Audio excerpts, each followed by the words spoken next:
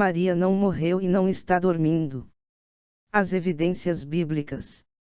Por meio da fé, Enoque foi arrebatado, de forma que não experimentou a morte, e já não foi encontrado, porquanto Deus o havia arrebatado, visto que, antes de ser arrebatado, havia recebido o testemunho de que tinha agradado a Deus. Hebreus 11, 5.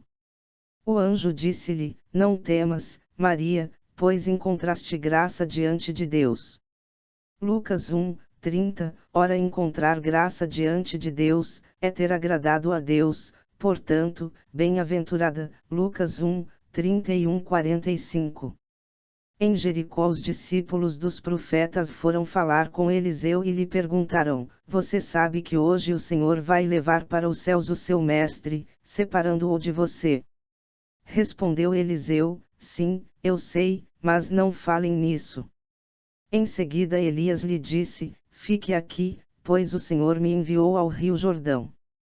Ele respondeu: Juro pelo nome do Senhor e por tua vida, que não te deixarei ir só. Então partiram juntos. 50 discípulos dos profetas os acompanharam e ficaram olhando à distância, quando Elias e Eliseu pararam à margem do Jordão. Então Elias tirou o manto, enrolou-o e com ele bateu nas águas. As águas se dividiram, e os dois atravessaram a seco.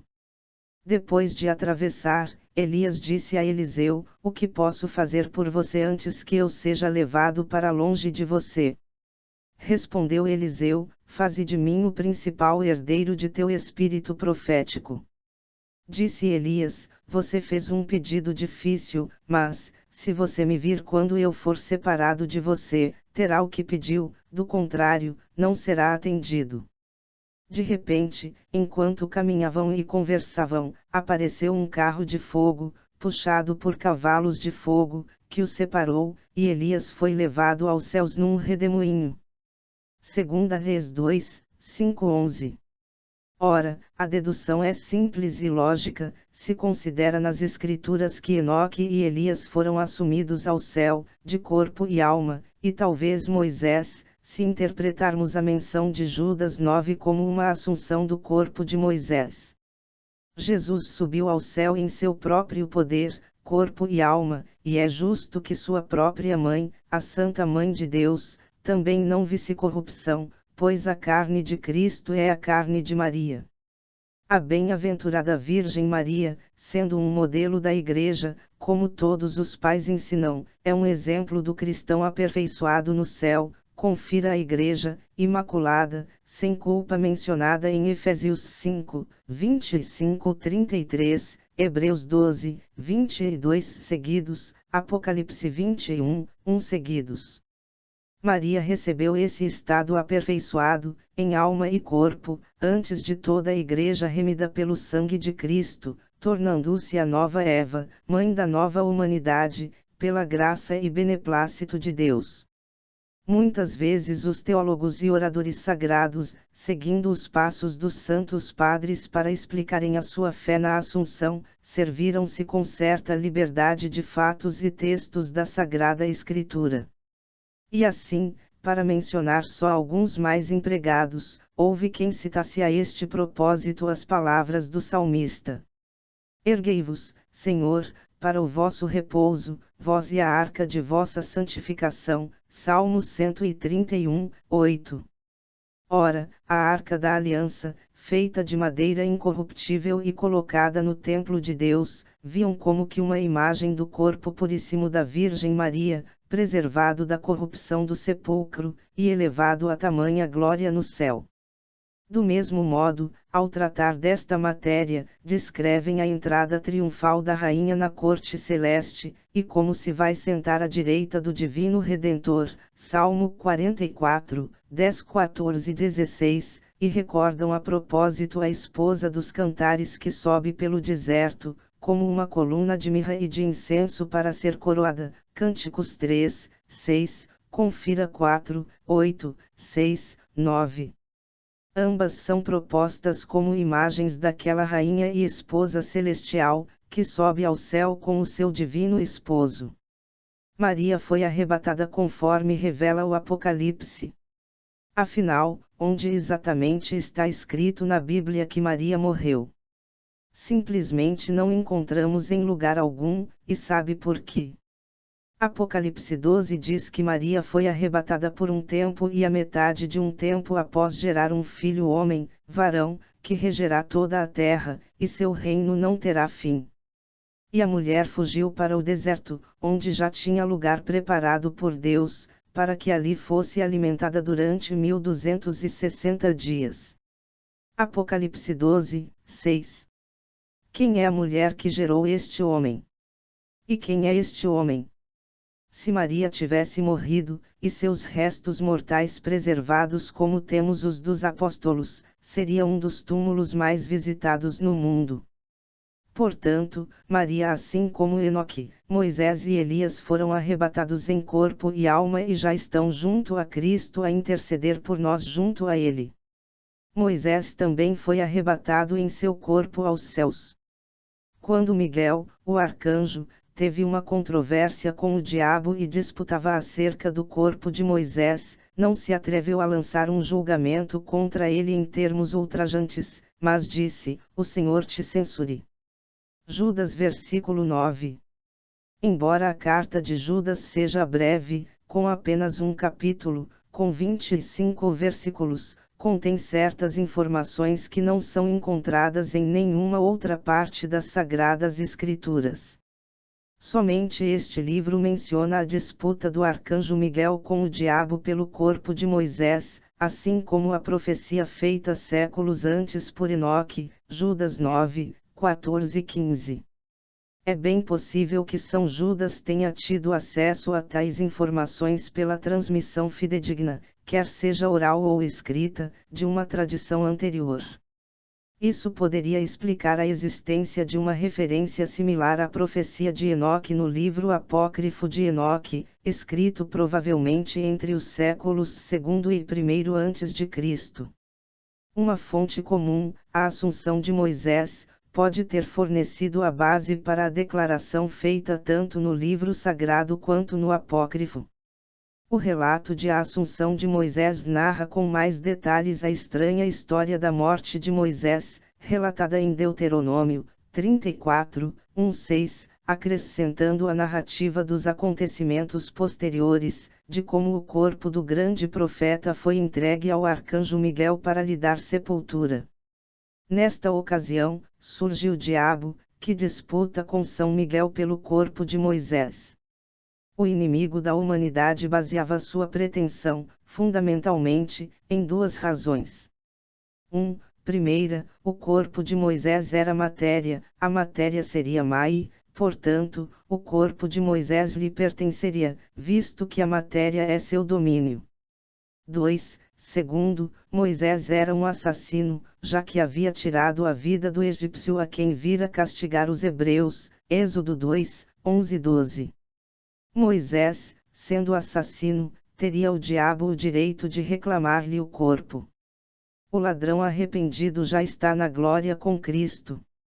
Ainda hoje estarás comigo no paraíso, Lucas 23, 43. O católico esclarecido não se deixa perturbar com passagens bíblicas aparentemente difíceis, porque sua fé não se fundamenta exclusivamente na interpretação particular das Escrituras, mas sim naqueles três pilares fundamentais: magistério, tradição e escritura. Sendo assim, temos sempre a quem recorrer quando encontramos dúvidas e obstáculos no prosseguimento do caminho, que é o Cristo, e não ficamos reféns da nossa própria compreensão pessoal das letras.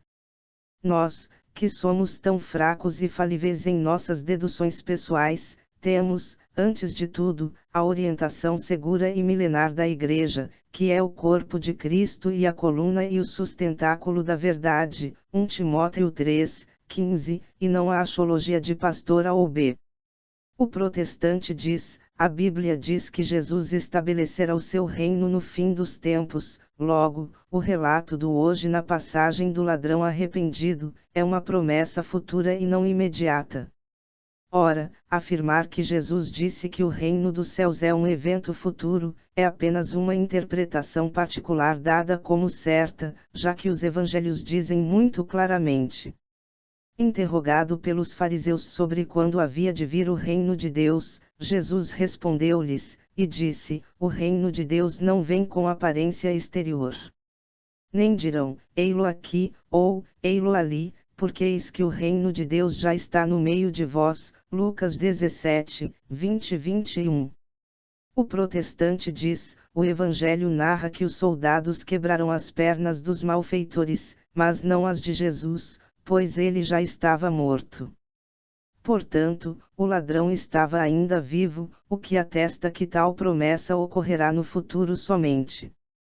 Quanto a esta segunda objeção, com toda a honestidade e humildade, devo dizer que não merece nem sequer ser considerada, porque é totalmente desprovida de sentido.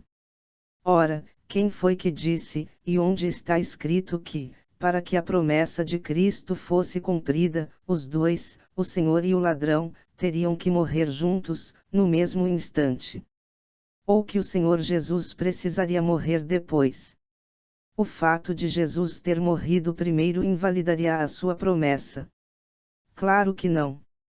Portanto, esta objeção é pura tolice pura e mais nada. O protestante diz: Jesus ressuscitou ao terceiro dia, e diz que não havia subido ao Pai. Portanto, seria impossível que o termo hoje fosse empregado no sentido defendido pelos católicos. É exatamente esta perspectiva que explica e torna possível uma outra questão teológica considerada das mais difíceis para a nossa razão, a existência do inferno.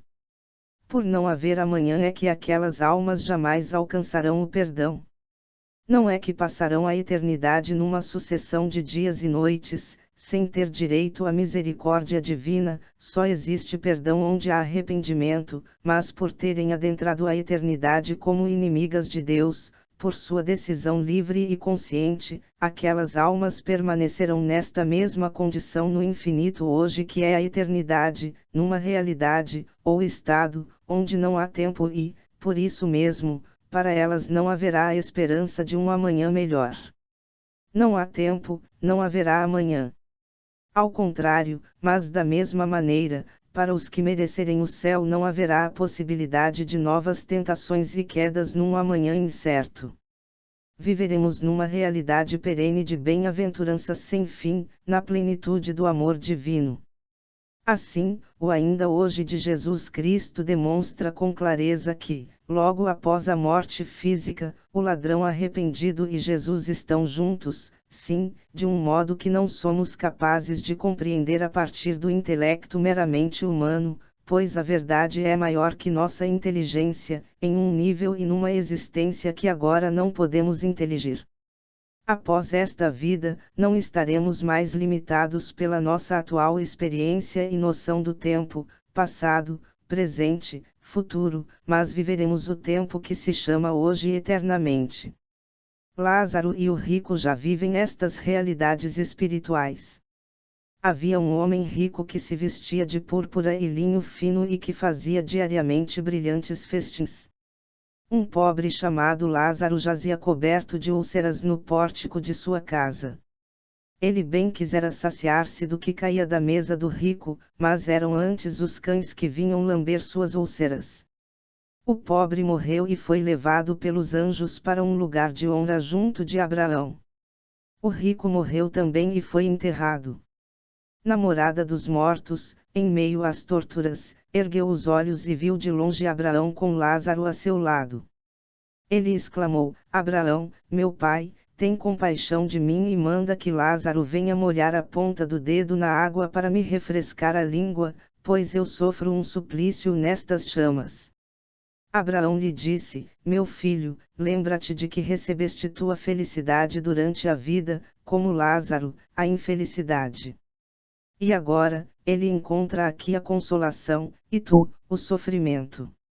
Além disso, entre vós e nós foi estabelecido um grande abismo, para que os que quisessem passar daqui para vós não o possam e que também de lá não se atravesse até nós.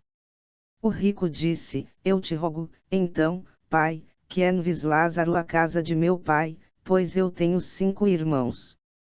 Que ele os advirta para que não venham, também eles, para este lugar de tortura. Abraão lhe disse: Eles têm Moisés e os profetas, que os ouçam. O outro replicou: Não, meu pai Abraão, mas se alguém dentre os mortos for a eles, se converterão. Abraão lhe disse: Se eles não escutam Moisés nem os profetas, mesmo que alguém ressuscite dos mortos, não ficarão convencidos. Lucas 16, 19 e 31. A parábola nos lembra que é na terra que se decide a eternidade no céu ou no inferno. Não nos falta os meios cotidianos de santificação, as Escrituras, a Igreja com suas lideranças e os sacramentos. A fé descobre neles os sinais de Deus a respeito do sentido desta vida.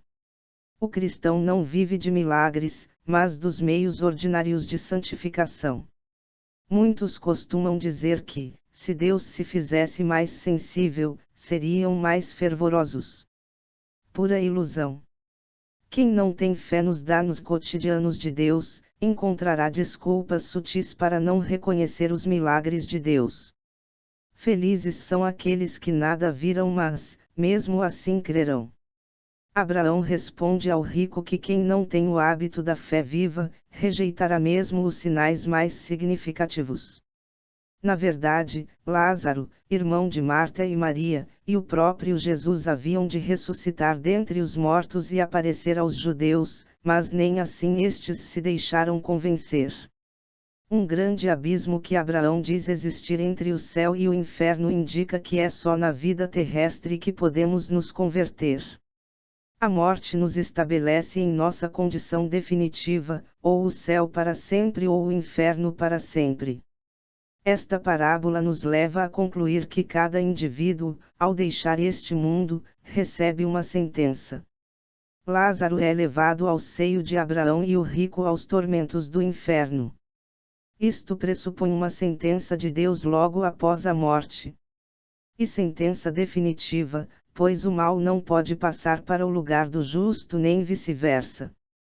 E ainda, sentença anterior ao juízo final, pois os irmãos do rico ainda vivem na terra. Temos aí a fundamentação bíblica da doutrina do juízo particular. A parábola evidencia também que a tese da reencarnação não é compatível com a fé cristã. Existe para cada homem uma só passagem pela terra. Esta verdade é também reforçada em Hebreus 9, 27, os homens devem morrer uma só vez. Depois segue o julgamento. Vemos ainda que Deus não permite que os espíritos dos mortos, por iniciativa humana em evocações de mesas brancas, ou negras, se comuniquem com os vivos como no alto e baixo espiritismo. A carne de Cristo é a mesma carne de Maria.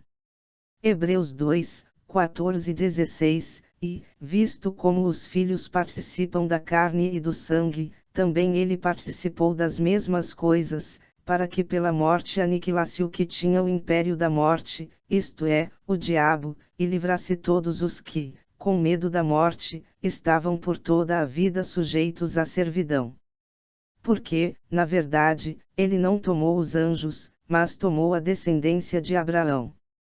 Portanto, a promessa é extensiva à carne de Maria que era a carne de Cristo.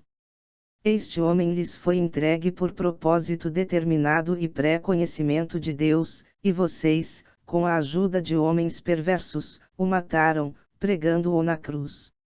Mas Deus o ressuscitou dos mortos, rompendo os laços da morte, porque era impossível que a morte o retivesse. A respeito dele, disse Davi, eu sempre via o Senhor diante de mim. Porque ele está à minha direita, não serei abalado. Por isso o meu coração está alegre e a minha língua exulta, o meu corpo também repousará em esperança, porque tu não me abandonarás no sepulcro, nem permitirás que o teu santo sofra decomposição. Atos 2, 23-27. Cristo pregou a sua boa nova a seres espirituais já mortos, portanto, não estavam dormindo.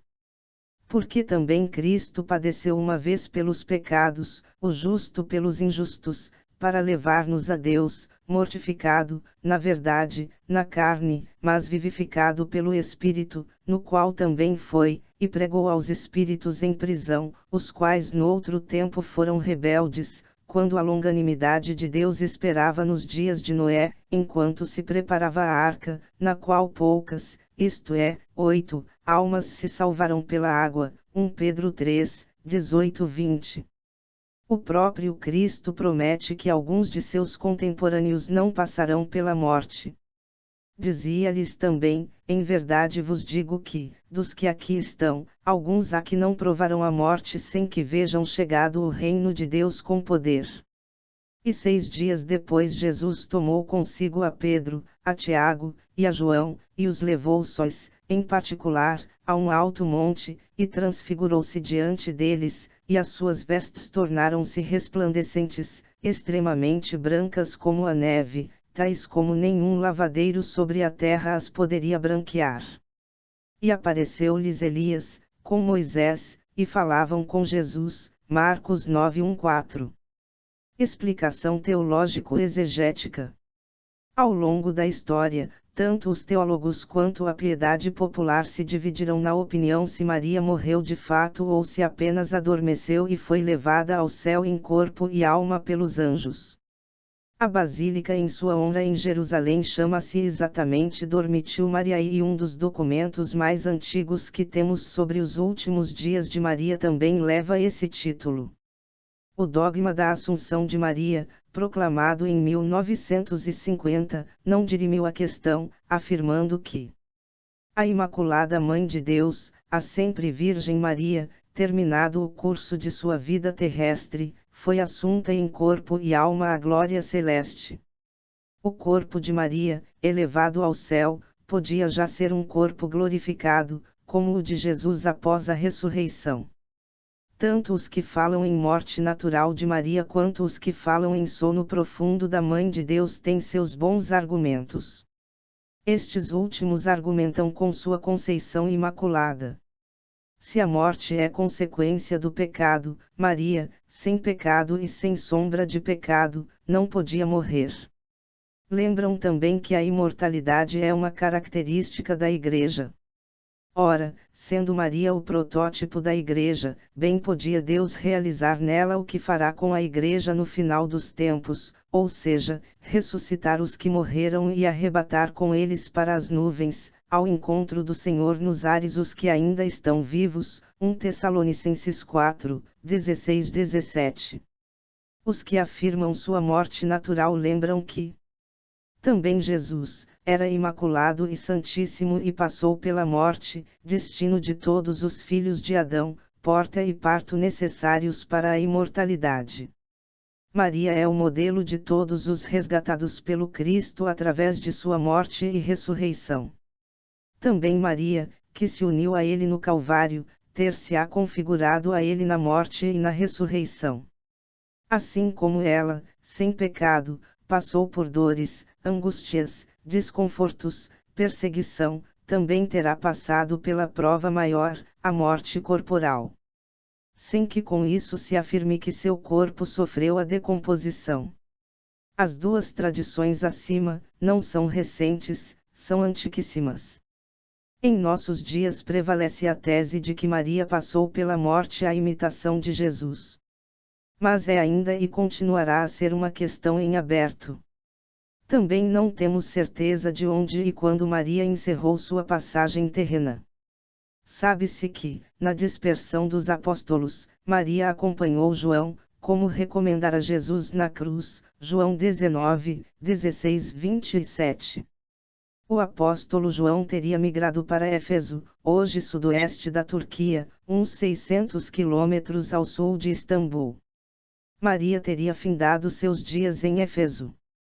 Esta tradição tomou corpo a partir do século XVIII com as visões da camponesa alemã Ana Catarina Emmerich, de 1774 a 1824, que, em sonho ou numa revelação, viu no alto da montanha popularmente denominada Colina do Rouxinol, distante 7 quilômetros da antiga cidade portuária de Éfeso, a Capela Meriana Eve, casa da Mãe de Deus, que seria a casa em que Maria teria terminado seus dias. Catarina viajou para lá, encontrou tudo como vira em sonho e começou a restaurar a antiga capela Casa de Maria, que até hoje os peregrinos podem visitar. Mães turcas, católicas e muçulmanas visitam continuamente aquele santuário, para terem um bom parto e sorte na educação dos filhos. No entanto, não há documentos históricos que favoreçam essa tradição e as escavações arqueológicas mostraram que a capela é certamente posterior ao século VI. Uma outra tradição faz Maria terminar sua jornada terrena em Jerusalém, no Monte Sião e ser sepultada no lugar onde se encontra hoje a Basílica da Dormição de Nossa Senhora, na região do Vale do Cédron, local tradicional de sepulturas. Os estudos arqueológicos e outros indícios fazem remontar o túmulo aos tempos romanos, ou seja, ao primeiro século da nossa era. Além disso, foram encontradas grafites, escritas pelos primeiros cristãos, que iam honrar o local do túmulo de Maria. Foram encontradas também algumas sepulturas judeu-cristãs, que ladeiam a câmara mais interna. Temos ainda a tradição oral de 2000 anos, os cristãos sempre foram lá venerar o túmulo da Mãe de Deus. E temos, além disso, alguns relatórios de peregrinos, famoso é o de Etéria, que por lá passavam e registravam suas impressões sobre a visita e a liturgia celebrada no local. Maria teria voltado de Éfeso para Jerusalém, onde moravam seus parentes, quando o apóstolo João retornou para participar do primeiro concílio ecumênico da Igreja, Atos 15, 6-29. Na década de 60, quase ao mesmo tempo em que o franciscano Frei Bellarmino Bagatti fazia as escavações científicas junto ao túmulo de Maria, foi descoberto, na Biblioteca do Louvre, em Paris, um documento em grego que possibilitou chegar a outros documentos, sobretudo a 3, muito próximos entre si tanto na informação quanto no estilo. São eles, de Trânsito Mariae, em língua etíope, Dormitio Mariae, em grego, e Trânsitus Mariae, em latim. Estes textos devem ser datados do final do segundo século até começos do século IV. Os 3 textos concordam em que Maria tenha terminado seus dias em Jerusalém. A última referência bíblica a respeito de Maria a temos nos Atos, ainda quando os apóstolos estavam no cenáculo, depois da ascensão de Jesus. Todos permaneciam unânimes na oração com algumas mulheres, Maria, mãe de Jesus, e seus irmãos, Atos 1, 14. Mas até o século VIII o texto grego Dormitio Mariae encontrava-se no final da Bíblia, depois do livro do Apocalipse. Hoje esse texto é considerado apócrifo, isto é, não pertencente ao conjunto dos livros da Sagrada Escritura, portanto, não revelado. Mas de todo respeito. Podia-se perguntar por que a Igreja não aceitou esse livro como revelado. Porque seu estilo é todo diferente e, no IV século, quando se fixou a canonicidade dos livros da Escritura, esse livro tinha muitos acréscimos heréticos e tendenciosos contra a divindade de Jesus, contra a maternidade divina de Maria, contra a Santíssima Trindade, e já não se sabia mais qual era o texto original. O texto descoberto agora é anterior a esses acréscimos e, por isso, merece algum crédito e, diria, alguma veneração. Segundo este texto e segundo o texto intitulado Trânsitus Mariae, teríamos os seguintes passos. Maria recebe o anúncio de sua morte e garantia de amparo no momento da passagem, os apóstolos se reúnem milagrosamente em torno de seu leito, Maria morre à semelhança de todos os seres humanos, durante o funeral, os judeus promovem uma manifestação hostil, depois do sepultamento, segue-se a ressurreição, sendo levada ao céu. Não podemos esquecer que não estamos num terreno de fé, mas de piedosa crença popular. Na verdade, os últimos dias de Maria e sua passagem para a eternidade estão envoltos num véu de mistério que dificilmente a história ou a teologia conseguirão desvendar.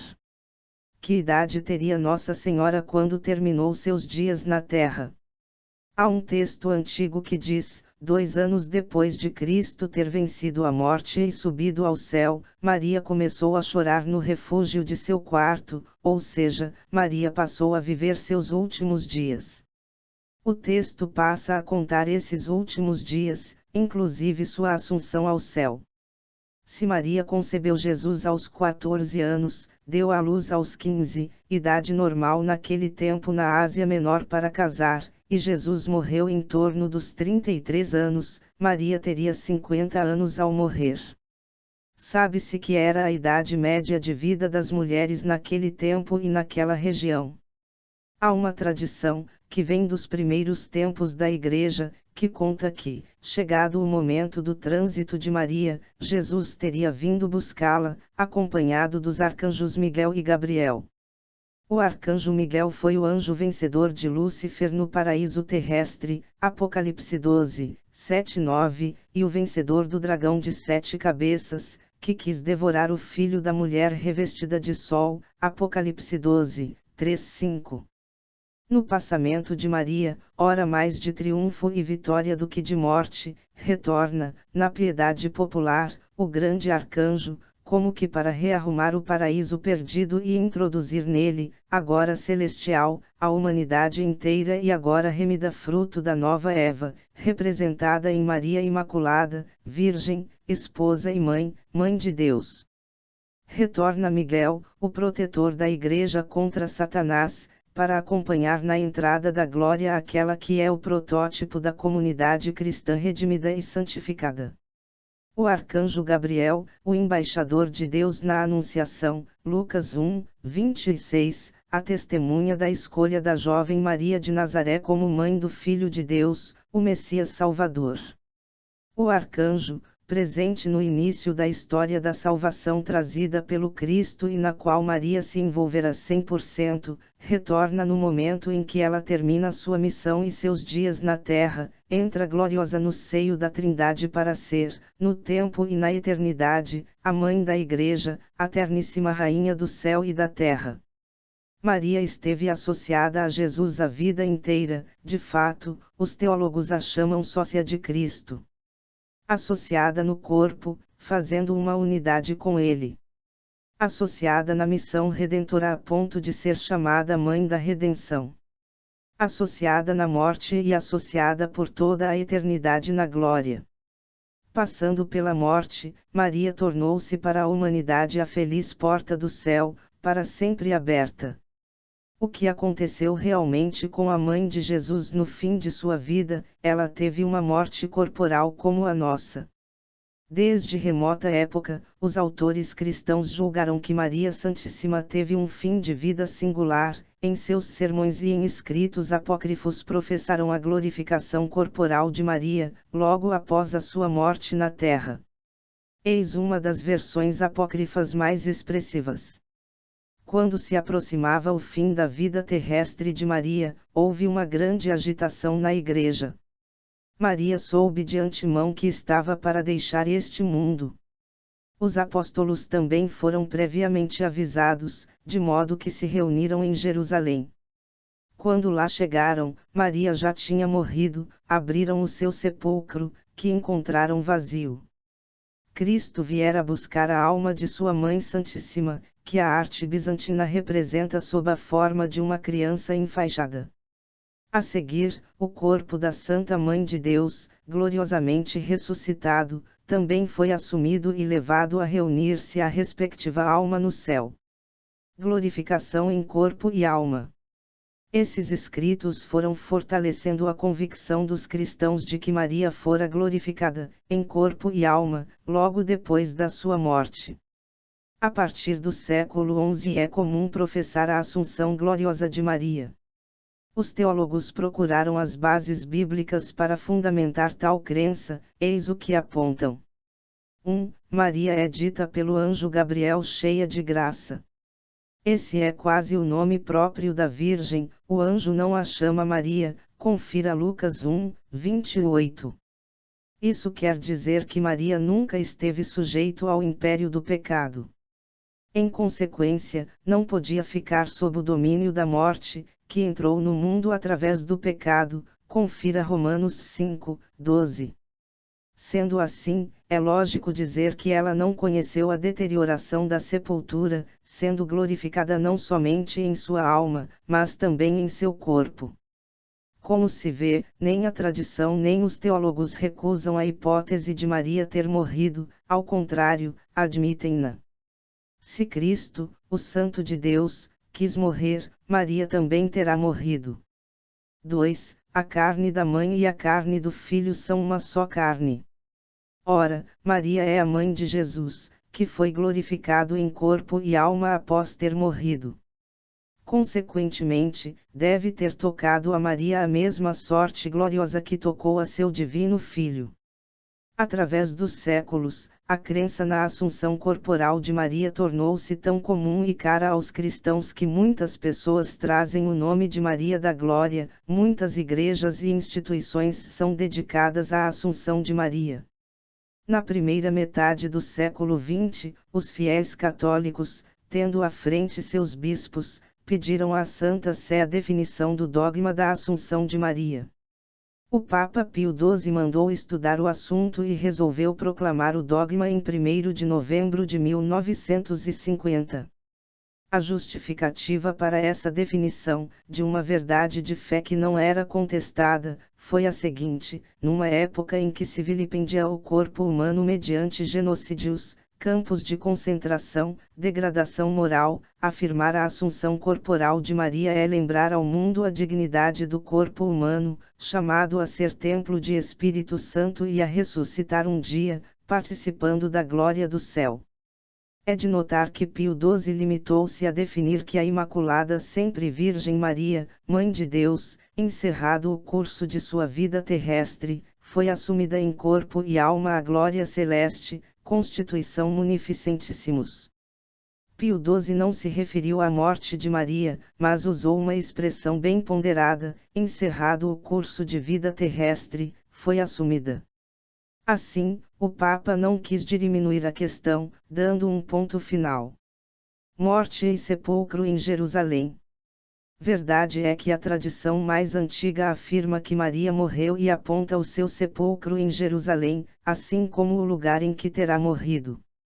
Todavia, autores recentes julgam que a Virgem Santíssima foi isenta da morte, de modo que teria passado diretamente da vida terrestre para a glória.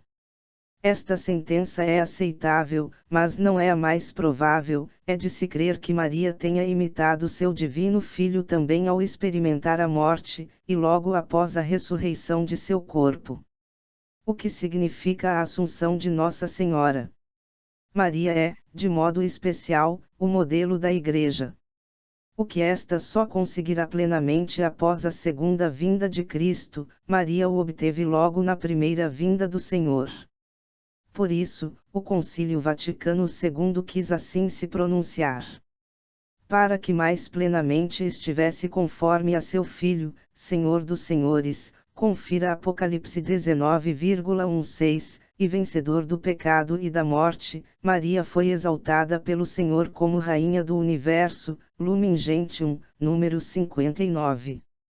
A Mãe de Jesus, tal como está nos céus já glorificada em corpo e alma, é a imagem e o começo da consumação da Igreja, que só estará plena no futuro. Assim também brilha aqui na terra como sinal de esperança segura e de conforto para o povo de Deus em peregrinação, até que chegue o dia do Senhor, confira 2 Pedro 3, 10, Lumen Gentium, número 68.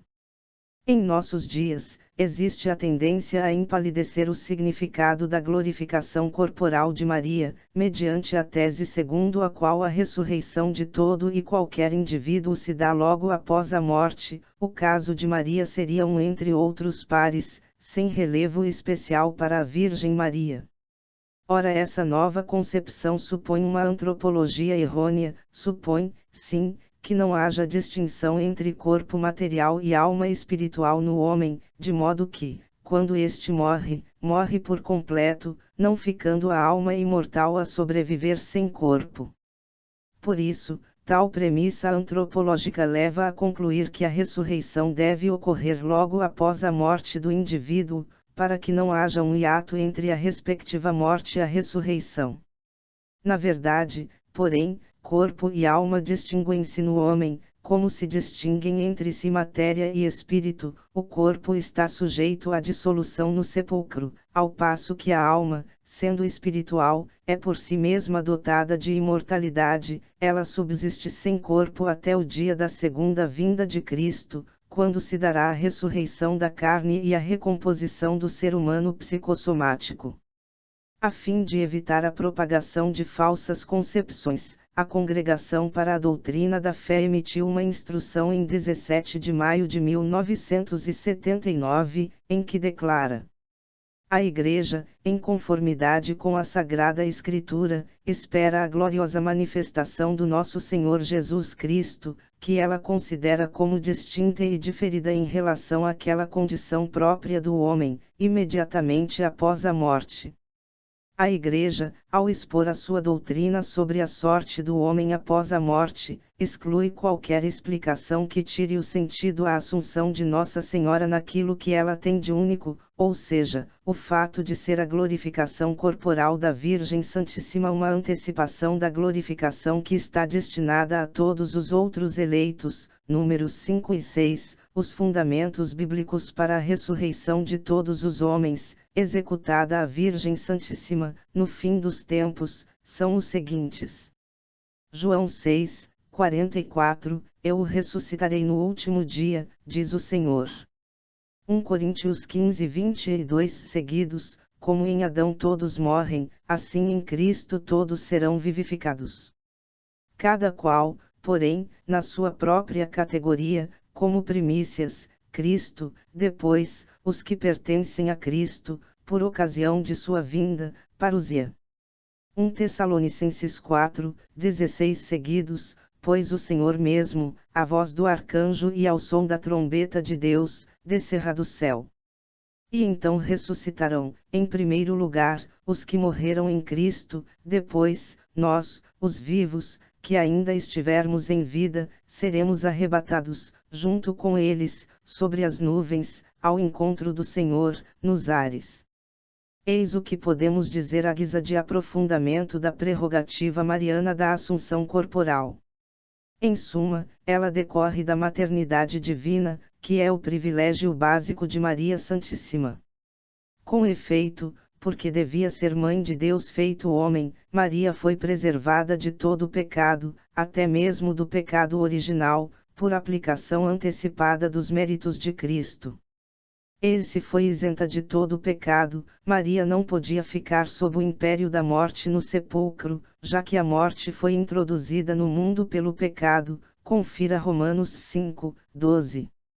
Muitos santos perguntavam se o melhor dos filhos poderia recusar à melhor das mães a participação em sua ressurreição e o glorioso domínio à direita do Pai. Para eles sua dignidade de mãe de Deus exige a assunção. Para Santo Irineu de Leão, 200, como a nova Eva, Maria participou da sorte do novo Adão. Jesus Cristo ressuscitou depois da morte, seu corpo não experimentou a corrupção. A assunção de Nossa Senhora ao céu é, para nós que ainda vivemos neste vale de lágrimas, a certeza de que o céu existe e é nosso destino.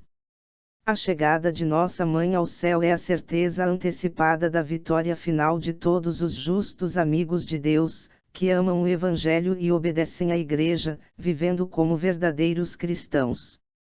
Lá do alto a Mãe querida, ao lado do trono do Rei, prepara um lugar no céu para cada um de nós, e ali intercede por nós sem cessar, ela que é a onipotência suplicante. A Igreja reza na Assunção: hoje a Virgem Maria, Mãe de Deus, foi elevada à glória do céu. Aurora e esplendor da Igreja triunfante, ela é consolo e esperança para o vosso povo ainda em caminho. Pref da Oreuc. Conclusão sobre a Assunção de Maria. A assunção de nossa Mãe ao céu é um sinal da nossa ressurreição. É uma mensagem especial e convite dessa Mãe a cada um de nós para segui-la ao céu, desprezando toda a sedução dos apegos e prazeres desta vida, que por mais abundantes e prazerosos que sejam não conseguem saciar os anseios de uma alma imortal criada em Deus, para Deus e à semelhança de Deus. O coração do homem que foi feito para o alto. A assunção de nossa Mãe é o testemunho certo de que a filosofia consumista, materialista e hedonista de nossos tempos, que tiraniza o ser humano, afastando-o de Deus e dos irmãos, longe de trazer-lhe a verdadeira felicidade, ao contrário, enche sua alma de tristeza, frustração e pessimismo, numa vida sem rumo e sem ideal. Retirado do blog Uberacá. http://beracash.blogspot.com/ e transformado em audiobook por católico formado e informado é católico preparado.